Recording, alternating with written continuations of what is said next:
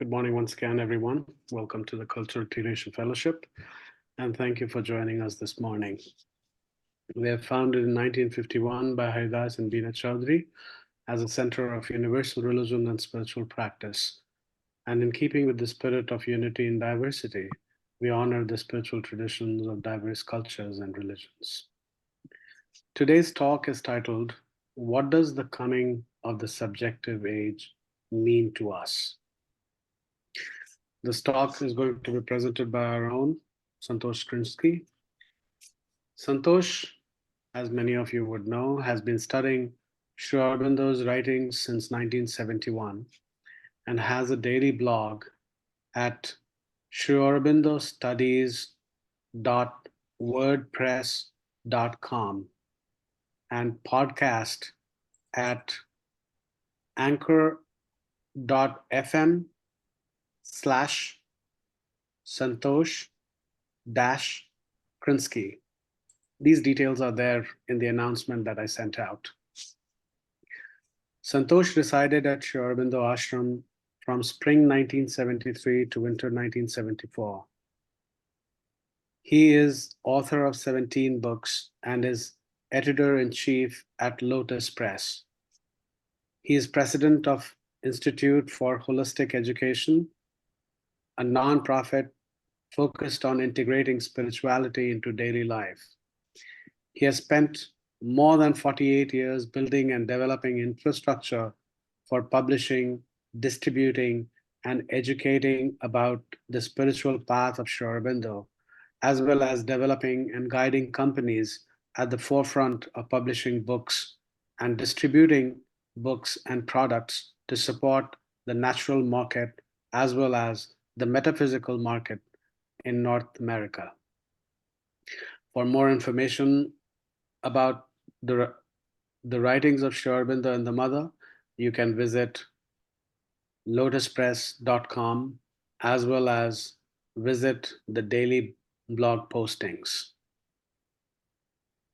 I've already mentioned the URL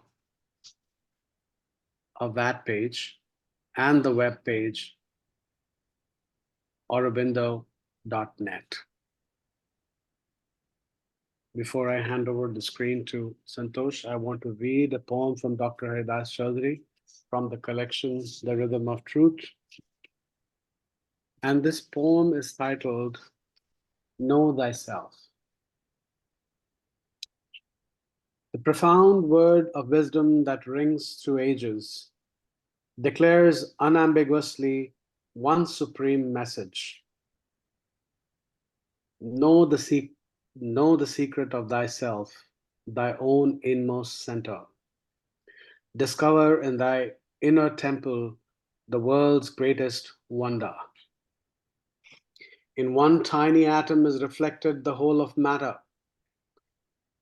In one negligible drop is hidden the mystery of all water. In a single leaf of the tree is outlined its unique pattern. In a single line of a book is contained its special design. So also in every finite soul dwells the infinite supreme. In the inmost recess of the heart shines the eternal undimmed. To know the secret of the self is the master key to possess, to unlock the mysteries of being with sovereign ease and success, to discover the self of self is the master light to attain, that dispels all darkness and doubt, the lost harmony to regain. Deeper than intellect and ego, the self is the principle of unity, connecting man with man, each with all. It is the bond of universality. Deeper than conscious and unconscious, the self is the center superconscious, uniting man with God part with the whole. It is the infinite's unique focus. To know the self is to discover the individual's unique mission, the purpose of the divine in life, and the secret of final fruition. Let's take a minute to meditate on those words.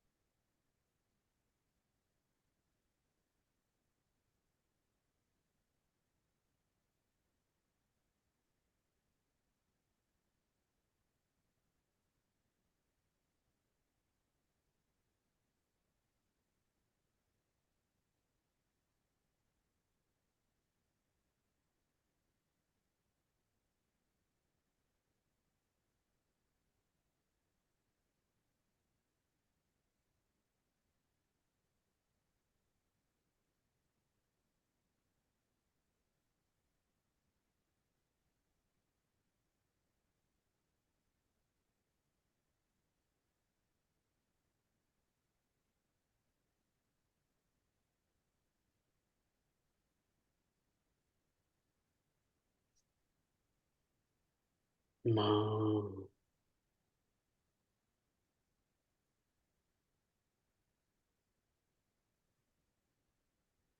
Over to you, Santosh. Thank you once again for doing this for us. Well, thank you. It's always a pleasure to join you and so many of our friends in the yoga for these sessions. So thank you for the opportunity to meet with everybody once again. I have a little bit of a different plan this time than normal, and that is that I'd like to present some concepts or ideas or observations and finish up a little bit early and open it up to an interactive dialogue. The age of reason and individualism, which built modern day society, has been reaching what I would say are its limits. We see that in many different ways. Sri Aurobindo set forth the concept of the subjective age in his book titled The Human Cycle. And I recommend to everybody, if you really want to dive into the subject of the subjective age and its significance, read that book. He does a much better job than I could ever do in terms of organizing the mass of information. And certainly in an hour, we can't dream of covering everything. So what I thought would be useful is not to try to cover the ground, but to focus on what it means to us, how our lives are impacted, how we experience what's taking place in the world today, and how that relates to the transition to a new age of consciousness, the subjective age. So the first question is, what do we mean by the subjective age? And the word subjective, a lot of us think, well, it's just our own individual feelings. So everybody's right, and everybody's feelings are their own, and there's no objective factual basis for anything. And that's actually an inaccuracy. There is an objective reality that we share and that we live in. And the subjective age doesn't mean to abandon the objective factual world of science or measurement or mathematics or any of those things which we have tested over time and determined to be reproducible and able to be shared among people whoever they are, wherever they are in the world, if they're willing to do the measurement, they can get the same result. The idea that first people have when they think about the subjective age and the abandonment of the logical intellect and reason, which is what that implies to them, is to create what we've heard in our political arena are alternative facts. We don't like the facts the way they present themselves in the outer world, so we create alternative facts. This is actually an attempt to retreat to an earlier phase of human development, a phase where we're sort of sub-rational or infra-rational, and we're not moving beyond the rational, we're moving backwards to a space where we just react. It's all vital reaction. I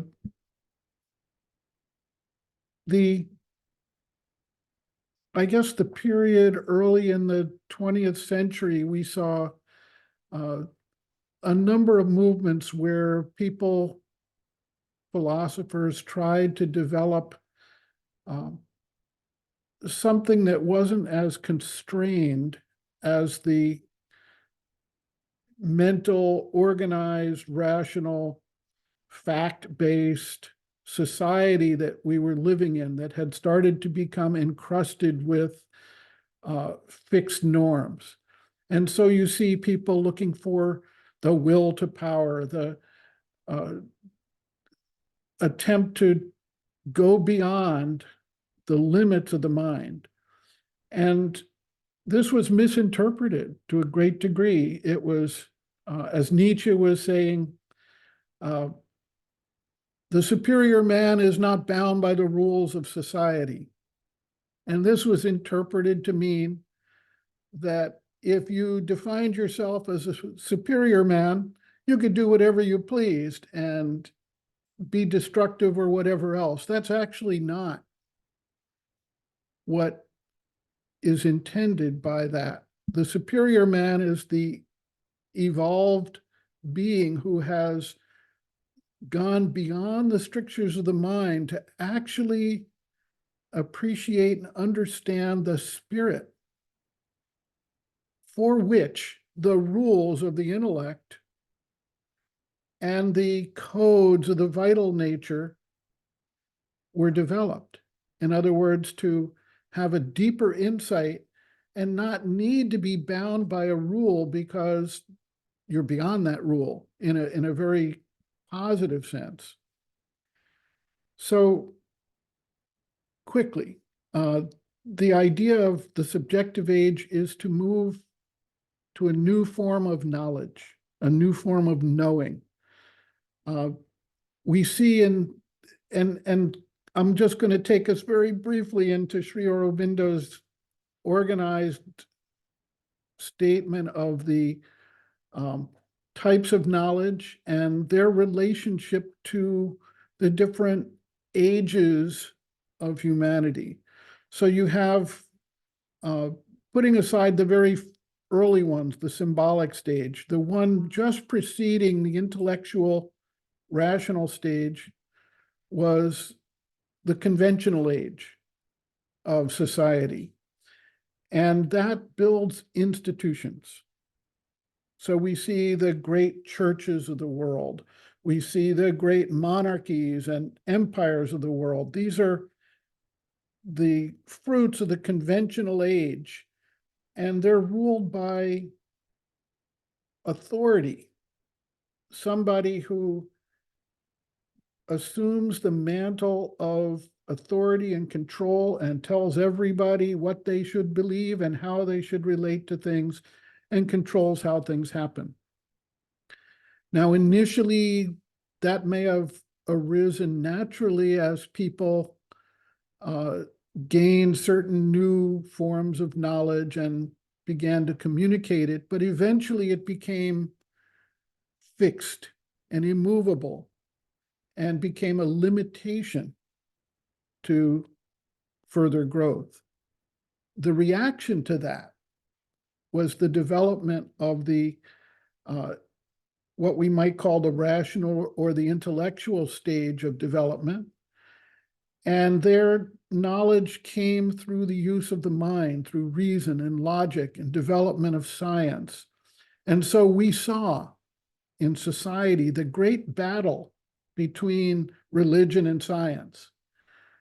Religion saying you have to believe because we say you need to believe this, and science saying, well, we want to study and find out what the real underlying facts and truth are, and find out more or less for ourselves individually. This worked up to a stage until it too became fixed and immovable. And we got to the point where people were bound by reason and logic to the extent that they couldn't understand the spirit. We became law bound. And we saw that if anyone has read Charles Dickens' Hard Times, there's a story there of a man who was all like, everything has to be measured and fixed and mathematical and mechanical and organized in fixed rules and ways of doing things.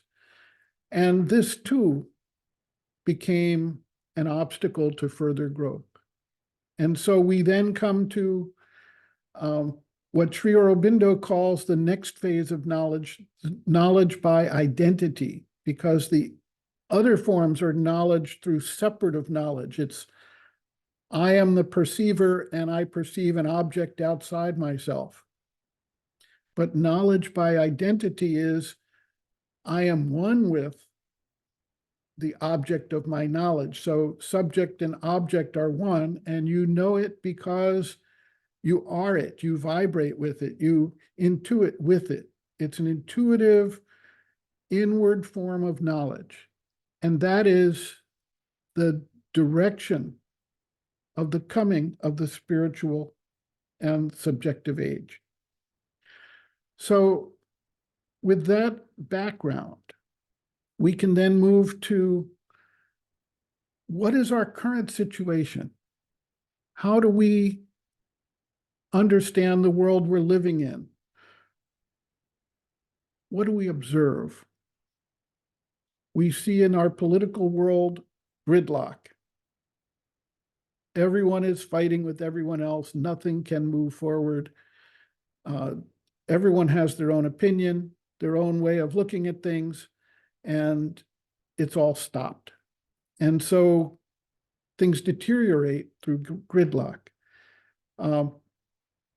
We see at the same time people becoming frustrated and questioning the very framework of society, of religion, of the economy, the way the economy is structured, the way we interact with each other, and the way we interact with the environment.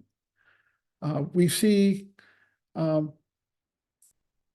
very few people becoming mega billionaires. And we see 70 or 80% of the people in the world struggling to keep a roof over their heads and food on the table and live a decent life. Somehow, we've gotten out of balance. And that out of balance is a sign of the limits of the rational,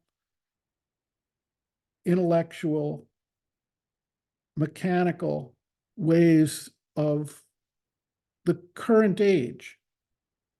And it's a sign that we need to find a new way forward. We find that as much as we believe in the intellect and its powers, and it's done tremendous things in the world, it's uncovered the sources of diseases and helped to cure them. It's found how to create food for 9 billion people, and it's found how to do so many things, explore the universe, send people out into space, and do so many things. But we also have now begun to see what I call the law of unintended consequences, which is that the mind is so limited in its framework, it's linear and fragmented. And as a result, every time it pushes forward, it doesn't see the global impact and consequences of what it's doing. And therefore, it creates more and more unintended consequences that we're living with right now. Climate change, pollution, the collapse of the ocean fisheries, and what that's going to do to billions of people on the planet who rely on that as a primary food source. The fact that scientists are now telling us we're in the midst of the sixth mass planetary die-off, the mass extinction event. We have species disappearing every day. And some may say, well, that's okay. They're old-fashioned species. We don't need them anymore. Okay. I mean, who needs a rhinoceros? You hear this sometimes. What is it all about? Who cares? Well, the planetary die-off also includes things like bees. And we may not understand how important bees are, but without bees, they're one of the major pollinators to create the foods that we eat. And if you ever saw one of the studies that showed what would happen to our grocery store if there weren't bees anymore, you would be shocked. In fact, we might all be on the quick path to extinction ourselves. So these type of pressures are forcing people to reevaluate how they relate to their own lives and guiding them towards this next evolutionary development. The mass migrations, the wars, the suffering, the starvation, the increased disease vectors, the pollution, the climate change, all these things together are creating the pressure for change. Sri Aurobindo describes that nature tends to make its transitions under pressure. And I think we all can relate to that in our own lives. If things are going well, we just want to sit back and enjoy. And yet, at a certain point in time, when progress is needed, things happen in our lives to pressure us, to force us to get up and do something and change the way we look at things. And nature works like that. So we're under this intense pressure right now, which shows us that it is time for a change, for a transition to a new way of seeing and dealing with things. Now, we then come to the idea of what are the signs of the coming of this new age, a subjective age? How do we recognize that this is what's happening? First of all, we see a breakdown in reliance on external authority. And we see people rejecting the idea that politicians, judges, religious leaders can simply tell us what to do. We don't want that. We want to find our own truth, our own inner truth. We see a vast uprise in people seeking for spiritual guidance, for yoga, for new directions, for direct relationship. The mainstream churches are undergoing a crisis, and they define the crisis as people are leaving the church, and they're defining themselves as spiritual, not religious. And that is a sign of the subjective age. People want to have a direct experience. In the 60s, they were given the idea that they could have a direct experience of God through hallucinogenic drugs. And so there was a big LSD movement and mescaline and peyote movement that took place without judging people one way or the other. It's a sign that they wanted to find what the reality, what the truth was, without someone just telling them that out of a book or a classroom. We see people seeking for a new way of knowing things. The alternative facts we discussed at the beginning are a fallback to an attempt to react more spontaneously to life. But we also see a forward movement with people looking at developing a higher intuition of trying to really understand what the nexus of life, what the world is that we live in, how we can be one human family within a larger context of a world environment and sharing the planet with all the beings we share the planet with. You get a sense of unity and oneness, of connection. And these are signs, in my mind, of the development of the subjective age.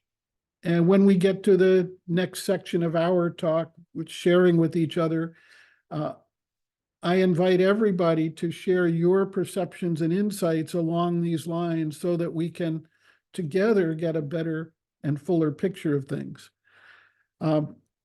So let's look at some of the forces at work in the world and see how they're impacting this. We all rely on the internet. We're having our get together on the internet today. It's brought people together from all over the world. You can see it as an advance towards a deeper communication and building of a net of oneness between people. And at the same time, the powers that are resisting the change, who have the control of the past, are using the internet to become a weapon of manipulation and control through the way they feed information, the way they skew information, and the way they play upon people's emotions through what they put forward with massive amounts of power. So the question is, how can we understand the internet and use it as a positive force of building a new consciousness? And how can we avoid the snares of the past masters of the universe who want to enslave us using the internet? It's an interesting question. This will be a major task for us, as we can't always rely on what we see anymore. We have artificial intelligence now, and they have computers that can recreate things and make them look so real that we no longer can use the adage, seeing is believing. Seeing and hearing, our perceptive senses no longer tell us what the truth is from the falsehood. So how will we determine that? The mind, with its reliance on the senses, cannot do that. And so we now come to the question of, can we develop an intuitive sense that can disclose the deeper inner hidden truth behind the appearances that our mind has become ensnared in through the internet and through artificial intelligence? We have quantum mechanics. Physics has now gone beyond the stage of the ability to measure and define physical reality, the deeper the physicists have gone, the more they have realized that matter is not real. It is energy, condensed, solidified, brought down to a vibration that holds it in a form for a period of time. And as they went further, they started realizing that energy isn't real. Energy is consciousness. And we have scientists today who are deep in the field of quantum mechanics who talk about spooky action at a distance, who speak about quantum entanglement, where two things, whatever they might be, separated from one another, automatically react to each other instantaneously at a distance and without direct physical or other observable connection. What does this mean? How is this happening? In a rational, logical, mechanical world, such things can't not happen. And now we have computers being developed that no longer just measure ones and zeros, which is the rational, logical, intellectual way to do it. It's either on or it's off. 1 or 0, on or off. That's no longer the basis of computing in the future. They're going into what's called quantum computing. And they started using things called qubits, which, without getting too deep into quantum physics, basically says that there is a superposition where both on and off are coincident with each other. And it's only at the moment of observation that you can determine which way the switch has moved.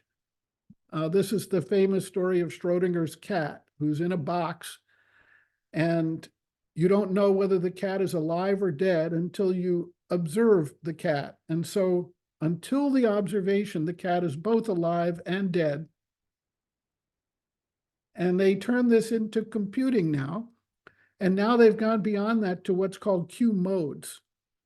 And they have a computer now that can solve in a microsecond problems that would take standard 1-0 computers tens of thousands of years to solve. And they're able to do it without the logic of the rational intellect of ones and zeros. They've gone beyond that. And this, to me, is a sign on the physical plane, if you will, of the kind of transitions that we need to make as we move into the subjective age. Another sign of the subjective age is actually what I would call an opportunity. It's space exploration. And you say, well, how does space exploration bring us to a subjective age? Well, our viewpoint on the world is all based on each ego individual looking at the world and relating to it from that standpoint, and we don't see the bigger picture. But when you go outside the earth and you see the earth and all of its beings and its operations and everything else as one small, fragile, unified existence, it automatically changes your viewpoint away from the ego standpoint to a more unified global standpoint. And we have reports from various astronauts, like Neil Armstrong, for instance, who came back and his life was transformed, and he went into the field of the study of consciousness and how to move beyond the limits of the logical intellect. So now we come to what I would call a negative sign, but an important one. Whenever there is a transition from one structure to another, from one age to another, just as we saw a conflict between religion and science, the fact that there is an ever increasing resistance to change is itself a sign that a change is coming. The powers that control the intellectual, rational, mechanical, automation age of humanity feel threatened. And they are vital beings. They feel the energy change, and they're trying to preserve their power. One of the reasons they're now trying to harness and control the internet and manipulate people is for this reason. But also the way they try to stop people from voting. They try to tell people how to live their lives. They try to control all the finance and influence in the world. These are all external things, but they are very big signs that somebody doesn't like the feeling of where things are going. They're afraid. They're afraid they're going to lose their power and influence.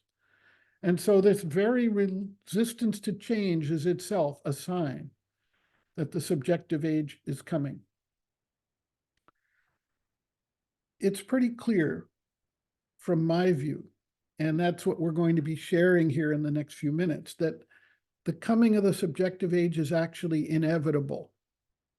Human evolution, or the evolution of consciousness going larger than just the human, moves in an upward spiraling direction to increase the power of consciousness over time and through development.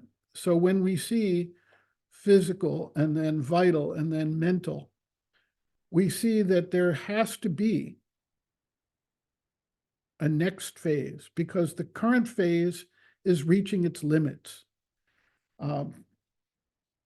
And the pressures of the existential crisis that we've spoken about are more or less forcing us to look within ourselves to try to understand why it is we're here, who we are, what our lives are all about.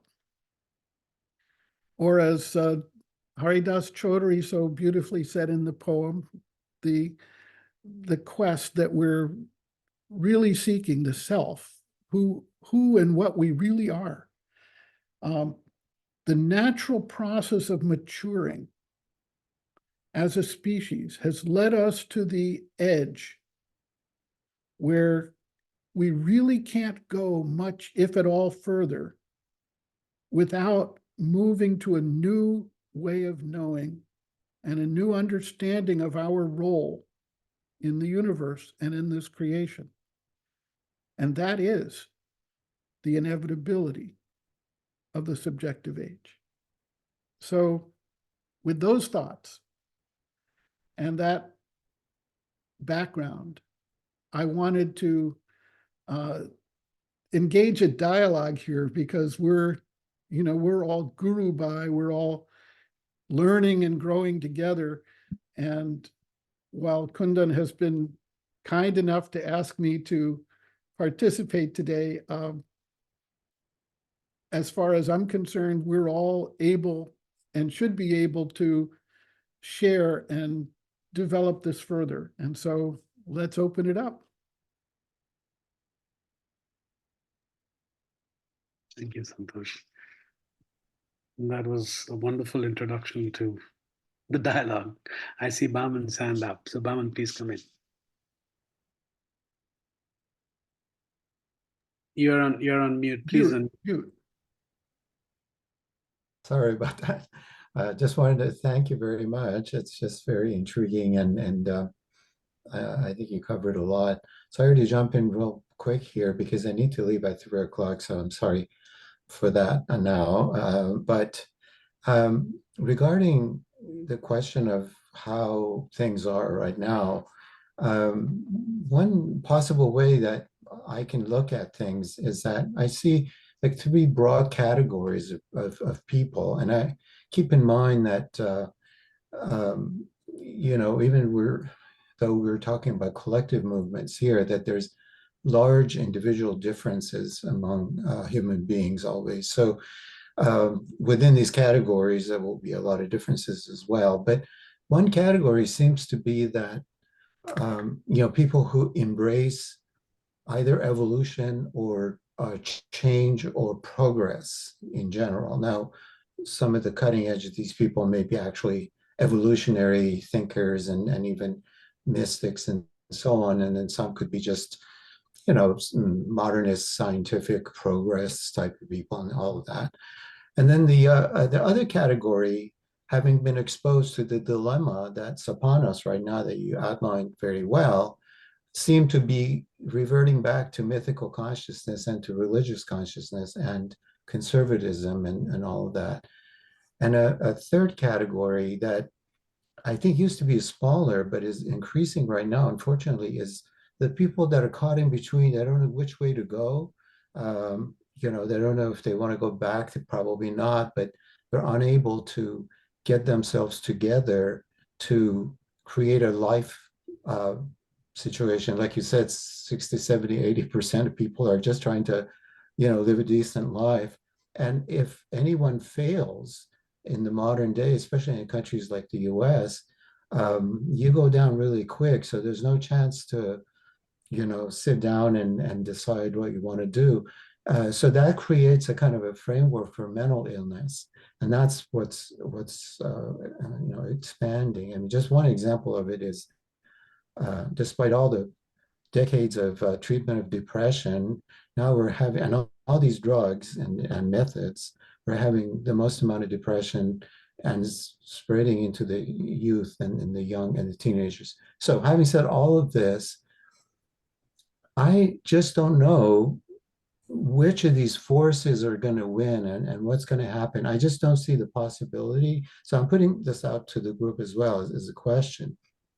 I don't see one group winning and you know, settling the matter. But I just wondered how these tendencies are going to pan out, and how they do, to me, determines how fast we're going to move into a subjective age, at least for a certain number of people. But anyway, I just leave it out. I don't have any particular answers. Well, I'm very intrigued by your insight here. And at some point, Sri Aurobindo actually discusses this question and points out that the attempt to go backwards to a more vital age is doomed to failure because nature in and of itself wants to move forward. And so there will be retrogressions, there will be resistance and obstructions, but eventually that transition takes place. And of course, not every being moves forward at the same pace, as you're pointing out. So there will be many people who take each of the positions you raised. And it doesn't mean that humanity as a whole hasn't moved itself forward, and that specific individual souls who are maturing haven't themselves shifted their awareness. It's a progression over time, not sort of like an on-off switch.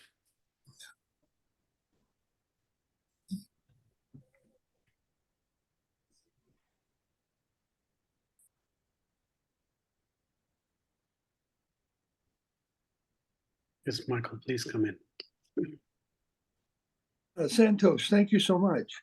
I particularly appreciated your introduction, or for me, reintroduction of quantum physics and the whole concept of the pressure, mounting pressure in nature to produce change, no matter what forces may be resisting it, but that nature seems to always win. notice that you use the word consciousness several times. And I usually, when I'm in a conversation and people are using the word consciousness multiple times, I want to know what they are, and in this case, particularly you, Santosh, what do you mean when you use the word consciousness? Well, consciousness is the principle of awareness. And René Descartes said that I think, therefore I am.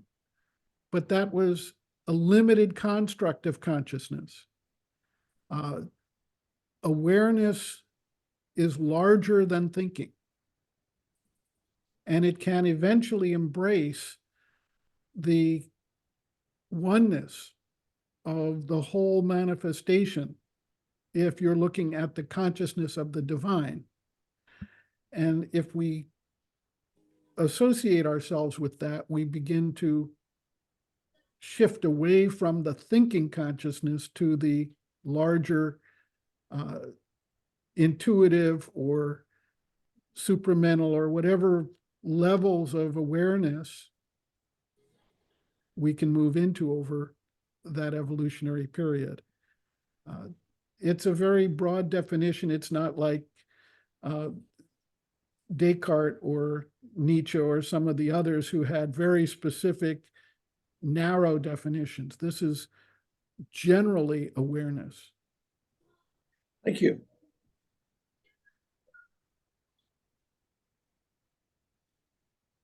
Vinji, please unmute yourself.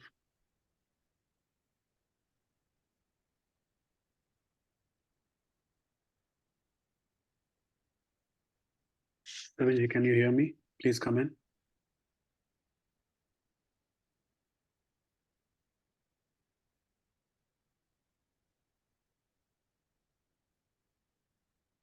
Maybe I'm not able to reach him. Michael, why don't you unmute yourself and come in, please? So my thoughts are along the lines as Bauman brought up, although he was referring to the individual level. I'm thinking of the social level. We would think that with all the problems we're having globally, that a commonality of global consciousness would be the natural response. But we're actually seeing a very different thing nationally. I mean, to be liberal has become a bad word, or to be a globalist is a bad word. You know, in this country, we have America first. All around the world, that sort of thought is emerging. In Hungary, in Italy, you know, my tribe. So we have this this conflict, and you know, I wish the future was as cheery, but we're having some strong forces in the other direction. I totally agree with you. And that's why I tried to point out that in a period of difficulties, those who hold power want to maintain their power and resist change. And they raise up fear of transitions and change in the people they can control and manipulate with today tools that have never before been at their disposal, like the power of the internet. And so the resistance to change is enormous. And it manifests itself in the ways that you're mentioning here. And it just means that the power of the change itself is also enormous, because you wouldn't see that level of resistance. For every action, there's an equal and opposite reaction if you look at the world of physics, traditional physics. And so to me, that's a sign that there's a powerful, as yet very much unseen power of change that's taking place. And you associate that with the necessity of the change, because the mother once had a brief saying, it's truth or the abyss. that's really the choice that humanity will eventually have to make. And the more stark and the more resistant the forces are, the more they try to recapture the past to prevent the future, the more that stark choice rises up because we're not solving it. And at some point, we as a species either have to decide to survive or die. And I guess my money's on survival. So You know, I want to chime in a little bit here. I feel that there's one positive movement which is occurring that we have not spoken about, and that is the movement of postmodernism in academia. Postmodernism also has negative sides. You know, we can definitely dwell on those. But I feel postmodernism contributing immensely to what Sri Aurobindo has called the coming of the subjective age. Why is that? Postmodernism is critically examining, you know, the age of reason and individualism. So it's basically critically examining the entire framework and field of modernity. Unfortunately, it has a limitation. It has a limitation because after a certain point in time, it begins to define itself, or it begins to get defined by the same contours that it is trying to deconstruct. Let me explain. You know, we said that it is attacking the cornerstones of modernity. Objectivism and objectivity is, you know, are two major pillars of modernism. Now, after it does its entire thing, and by that I mean the deconstruction, it comes up with certain consequences or results. Earlier, you know, we were looking for truth which was objective. Now, what postmodernism has done is that it has made truth subjective, subjective with respect to paradigms and individuals, cultures, and so on and so forth. Now, the problem here is that when we say that truth is relative, we are making an absolute statement about the nature of truth. When we are saying that that truth is subjective, we are making an objective statement about the nature of reality. So postmodernism takes us to a particular point, but it is not able to make the quantum jump which is required to go further.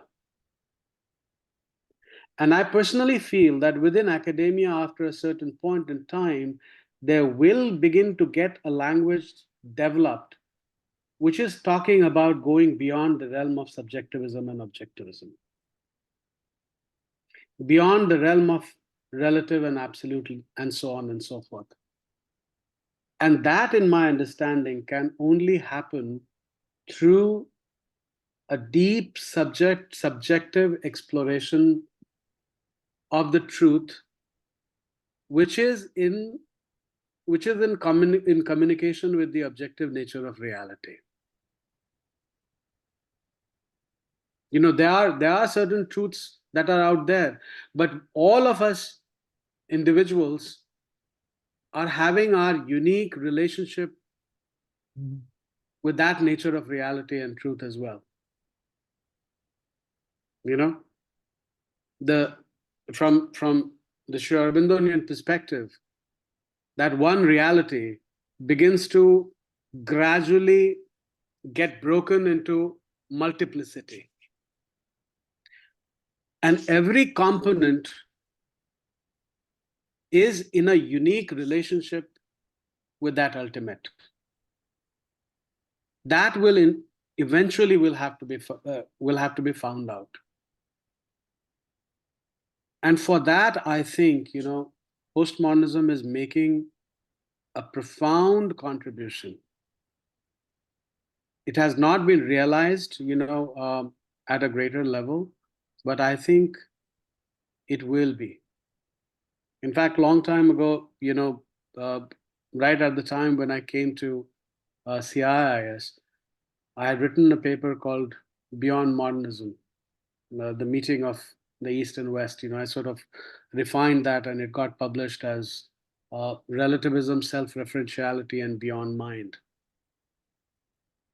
Uh, I've taken the approach of the philosophy of science here. The results are very quantum-like. I can share that article with the group. I'll do that, maybe tomorrow. But I think that that there is one very positive movement which is occurring. And if we really look at this trajectory, and if we also begin to look very closely at the limitations of postmodernism, in order to not resurrect the paradigm of modernism, we will be able to get into a framework which transcends both modernism and postmodernism, or let me put it this way, it transcends and integrates this binary divide of modernism and postmodernism. And that is the future, and that's this is a profound movement which is occurring in academia. So with that, I will step back. Santosh, I was wondering, how you would respond to this. Well, I totally agree with the idea that education and this movement is part of the essential transition that's happening. Certainly, there are many, many, many signs of positive direction taking place in the world. And of course, some are moving forward a lot, some are moving forward a little bit, some are just preparing the ground. But the entire movement of education is somewhat mixed, but the movement of individuals who are seeking for a deeper truth, whatever path they choose to follow, is itself creating a new paradigm for relationships, whether it's the environmental movement or the yoga movement or the spiritual movement or the changes in education. They all are part of this larger transition where people are seeking for something real and authentic, not something that gets pre-digested for them by elected leaders or church leaders or others who have assumed the mantle of authority. They want to actually experience things for themselves and find out what their lives are about. And that's happening all over the world. Even if it looks like the authoritarians are winning, they're not winning the hearts and minds of the people. They're just controlling the outer machinery. Right. And it will also depend upon, the vantage point from where looking at these things. Like, let's say, let's take one more example. And this is very similar to this conflict, which is occurring between modernism and postmodernism. If we go back 200 years ago, there was this conflict between Enlightenment and Romanticism. And of course, this conflict led to the creation of two world wars. And in terms of the consequences, for Europe, the results were absolutely devastating. But what is the positive that came out of the Second World War? Most of the colonies got liberated, most of the colonies in 4 years after the conclusion of the Second World War, most of the British colonies were liberated. So there's this definite churning which is going around at this point in time. And I personally feel that, that as the practitioners of integral yoga, who should be looking at things, from a cosmic perspective, we will need to take into account many different many different vantage points. And I think that may, even intellectually, give us a more comprehensive picture than we may have at this point in time. Of course, the ultimate is to go beyond the intellect and sort of tap into this intuitive understanding of things that Santosh brought out so eloquently. So with that said, I will just step back. Arvindji, please unmute yourself and come in. Okay. Uh, Santosh, thank you for a very nice talk and giving us a perspective on subjective age and Sri Aurobindo's ideas. Yeah, my question is probably related to little bit to what Kundan was telling in a larger perspective. I think looking at a practical level, as some other thinkers also have said, if you look at the center of gravity of the population in the world, it is still at the conventional stage or mythological stage.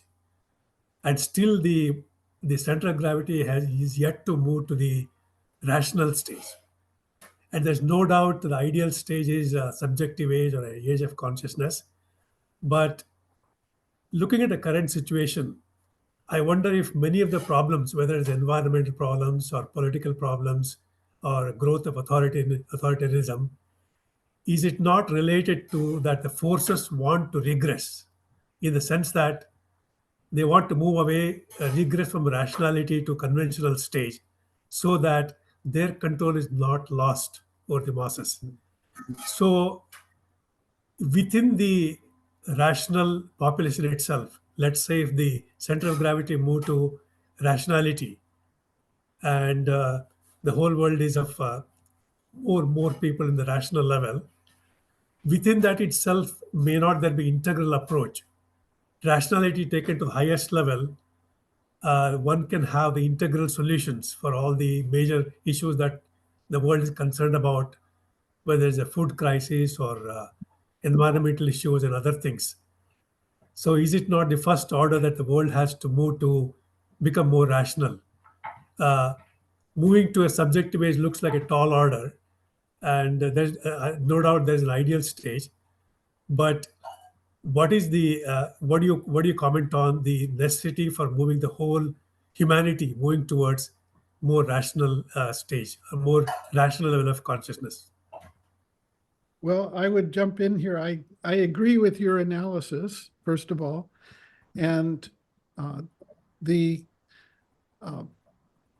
as I started to try to describe at the beginning, I don't see that the development of a subjective age means the abandonment of the rational intellectual powers, but the application of them in the field where they can be useful, and the recognition of the place where they reach their limits and need to be guided and tempered by the guidance of that next level of consciousness. To the extent that the world is still mired in the conventional stage, yes, they need the rational, organized approach to create solutions that they can live with. Not everybody moves at the same pace. And as you rightly point out, the center of gravity is still very much stuck in the conventional phase. And there is pressure still between that phase and the intellectual phase. But the leading edge of the intellectual and rational phase is meeting its limits and reaching its unintended consequences, which means that a certain amount of that next transition needs to begin to temper that, to utilize it, to organize it, and to ensure that it's used in its right place as a benefit and not simply allowed to create all those unintended consequences we spoke about. Yeah, thank you.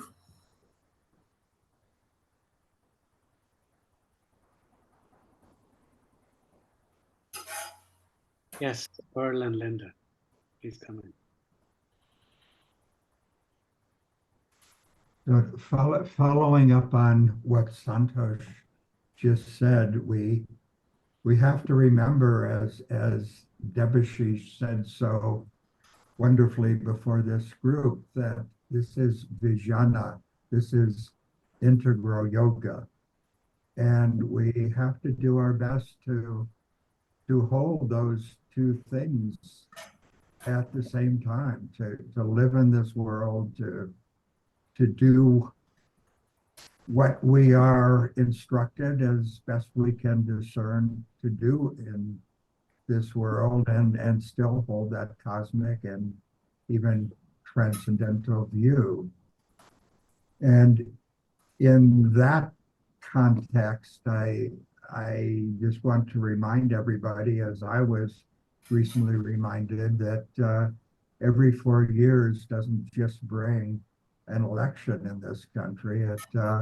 It also brings a celebration of the supramental manifestation on Earth, that golden day celebrated on the 29th of February, when the mother, as she described it, pounded on the golden door, and things changed. And as I've told some of you fairly recently, I remember a day at the 2011 Alm at Sri Aurobindo Sadhanapeetham, when Astor Patel had a group of people at her feet in the meditation room, describing how substantially she felt this supramental manifestation around her. And it was transformative to me, because I suddenly was aware of something new. And it is, there is something around us where we don't bear this burden on our own individual shoulders. There's force around us that we can reach out and touch on our best days, perhaps. So just wanted to bring that up, following some somewhat intellectual discussion, and it's all part of the same weave, all part of the same fabric. We need to address this in so many different ways as best we're able.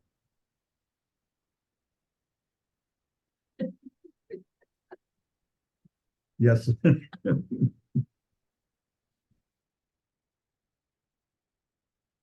Okay, Margaret and Jim. Well, perfect timing, Earl. I would, first of all, thank you, Santosh, because it's such an important topic, and how it's approached is so important, and your focus and how you presented this, and giving us an opportunity to weigh in. And I'm following Earl on my perspective. We're Jim and I are in a group, a Zoom group, where we were just reading chapter 22 in Synthesis of Yoga on Vijnana and Gnosis. So just what Earl was saying. And in that, there's a discussion of the intermediate steps from the rational to beyond mind. And I want to encourage all of us to share resources, whether it be Sri Aurobindo or others, of support for developing the intuitive mentality, so that we can take in these subjects like the subjective age and the pushback And as Earl was saying, stay in the consciousness of the intuitive mentality so we can evaluate and take action from a wider, higher consciousness that can supremely make a difference and work collectively as well. So Thank you, Margaret. Before I invite Charles, I just want to read something from Sri Aurobindo's The Human Cycle, Conditions for the Coming of a Spiritual Age. And he says, on page 233 of the book that I have, and here the first essential sign must be the growth of the subjective idea of life. And I personally feel that's already occurring, in the human civilization, in human collectivity. The idea of the soul, the inner being, its powers, its possibilities, its growth, its expression, and the creation of a true, beautiful, and helpful environment for it as the one thing of first and last importance. The signals must be there that are precursors of a subjective age in humanity's thought and social endeavor. It may take time, but more and more people are gravitating towards these ideas, and they're doing things in their own ways. Charles, over to you. Thank you so much, Santosh, for bringing this particular topic, to us today, this morning, or this afternoon. Something I was reflecting on as you were speaking, and then sort of connecting and meditating with, and then sort of goes very much in the line of what Earl was saying and Margaret, that when we think of Sri Aurobindo, when he was writing these things, he was writing 7 books at the same time. And he saw the picture. He didn't want to write about it until he saw the whole thing. And he was literally writing the whole thing at the same time, right? So he had this many-sided view and connected with something that was a deeper truth, which is what he writes about from the consciousness he was experiencing. The very gnosis that he's describing is something that he was living in. And so what I was reflecting is, like, for me to sort of take in something like this, a subjective age. Well, subjectively, how do I ally myself with that very truth consciousness, for which it's the way that he actually sees all of this, coming from, not from the perspective of the human and then the thoughts and the mind and the emotions and the ignorance, trying to figure out what the truth is, try to work it out, somehow reach or use our mind to sort of have concepts and think about it. But connecting with our very highest consciousness first, where all the problems are already not problems. They're sorted out from there. When you see from that place of calm, when you see from that place of truth, where it's not a question, it's not something we're struggling to figure out, it's there. It is that. From that space, we are in a different position subjectively to sort of work out even what Sri Aurobindo is writing for our minds, right? We have this nice, it looks like nice philosophy, and, scholar chomp into it, right? But that's not really what it is. What it is what is that truth itself that is getting worked out. And we yoke with that through yoga. to our psychic being, to our highest consciousness that is possible. Maybe that is our job for us to work out in as we are humans in transition, right? It's like that inner out from the highest. Imagine it's done. Like you're in that space. When I'm in that space, when I feel that force down, there in a way there is no problem to speak of. It is all at once one truth, one Ananda. So what would it be for us to work from there, to learn to connect with that and work the other way, and then from the, really read and understand what he's talking about. It's a working out for the race, but all of that is within us. The resistances are inside of us. It's in our parts of our being. So it's sort of like, so anyway, that a little bit of the contribution when we talk about the subjective age, I'm thinking, no, me, like my subject, like this other part of me, this highest part of me, what if I put that in the center and work the way up? And then how do things look from there? Because that's what Sri Aurobindo did. He wasn't coming from working it out. He wasn't hacking his way through. He saw it. He saw the vision. He had it, the darshan. It was there. And he was just expressing it with words. But I really appreciate your talk because I think it really kind of inspired me to think in a deeper way about this. Thank you.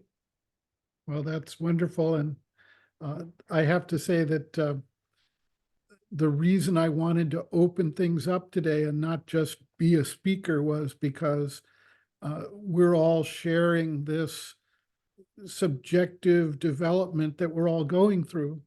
And it's good to share that and not just have one viewpoint on the table, so to speak. And I wanted to add one other thought for us to think about. The mother talks about the truth consciousness coming out. And we see in the world around us unprecedented exposures of what used to be hidden underlying truths about everything being manifested and being brought before our eyes so that we can see it. And as you mentioned, Charles, what we see outside ourselves is also what we are inside ourselves, that we vibrate to that. And by seeing that, it's not to judge that badly, but to internalize that and work to remove those resistances, to harmonize those inconsistencies, to work through those falsehoods within ourselves as we shift to that awareness that you're speaking about. Wonderful. I very much appreciate that.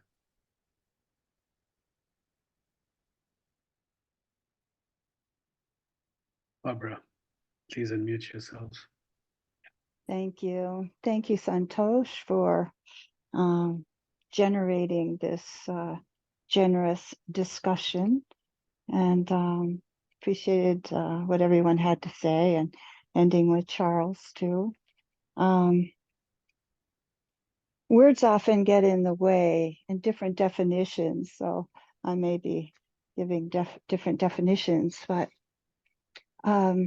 first I think of kind of generalize that we have three vehicles of intelligence, emotion being one of them, and then body experience being another, and they being related anyway, everything's related. And our minds take over so much, thinking that the experiential, which I understand the mother had a lot to do with, trusting the mystery, trusting not knowing, trusting that information is coming from in a different way. And so an ego has to stand back and listen from a deeper perspective. So I just wanted to say that. One thing that I think is really positive in terms of the evolution of at least this culture, and I think in hopefully in other places too, in psychology, there's now a budding understanding. Most people aren't trained in it, but a budding understanding is how people become more superficial, and how that is different from someone who is more anchored. And the anchoring comes from, I mean, if we're lucky to have parents that can really see us and feel us, it's different. What I'm trying to get at is, it seems with social media and we have a culture so based on grasping and owning, and those are real superficial values, and the media amps them up. And so apparently we're all kind of on a narcissistic continuum. We need some narcissism so we don't stand in front of a bus that's moving, and then all the way on up to very unhelpful places for community. And so psychology, at least some like lone voices, and it's becoming more prevalent on a large level anyway, that the culture doesn't understand that these people exist, and they're very hardwired, often like a Mr. Trump, very hardwired. He is not going to change. And if he ever went to therapy, or somebody, midway on the continuum, say, went to therapy, they might be able to make a tiny change that's temporary, and would have to watch it like a hawk, would have to really be like an alcoholic the recovering alcoholic that goes to meetings all the time and doesn't forget. That's a real tall order. So to really understand who's in the world, so we don't marry them, we don't elect them. So, and to get that there is a superficial and depth difference to people. And I'm like James Madison, apparently, who had everything to do with how our Constitution would be constructed, said, he really warned against what did he say, the morbidly rich, and how they will mess up a republic and community. And we are seeing that rise, into the like 7 deadly sins kind of place. And so perhaps we're becoming just more educated in it. And not only from those in the realm of consciousness who are looking at this, and then for our own education, intersubjective,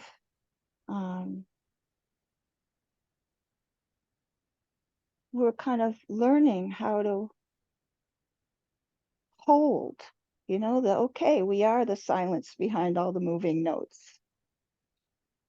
And the moving notes are made up of thoughts and feelings and sensations and a jangly nervous system sometimes. It's a tall order. And I think also that we're really called to step it up, all of us. Anyway, thank you, everybody. I really appreciated everybody's contributions. I can't find my mouse. Thank you, Barbara. Yeah, mute me.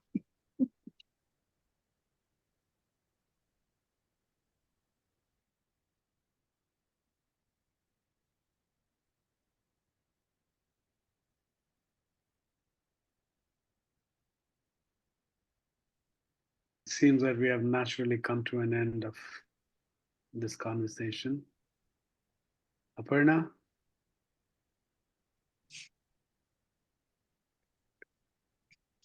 Andy, I'm seeing you here for the first time. Do you want to chime in?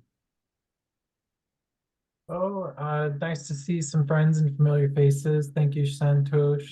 I don't have anything to contribute. Thanks for allowing me to be present, and thank you for all your thoughts.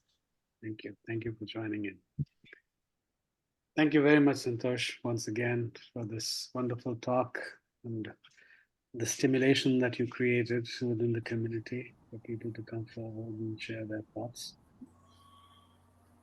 I appreciate it very much. Thank you very much. Thank you, Thank you everyone. all. Thank you. Thank you, Santosh. Thanks for you. everyone's thoughts. Thank Good you. to see you. Thank you. Thank Nice. you. Thank See you everyone. Thank you Yeah. for gathering the usual suspects. It's been so marvelous to be in. I'm going for more. What? Trying to find more. Good word. Thank you. Thank you, Linda. Thank you. Namaste, everyone. It's wonderful to see you all. Bye-bye. Bye-bye.